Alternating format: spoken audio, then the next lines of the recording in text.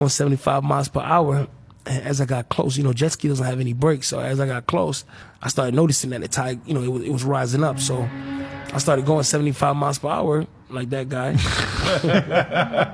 I hit the bridge, I hit a bridge and I tore my aorta, which is the tube that connects to your heart. Wow. Yeah. So. And is your life pretty much flashing before your eyes? Yeah, my lungs was crushed, blood coming out of everywhere, splitting up blood, all type of stuff. Man.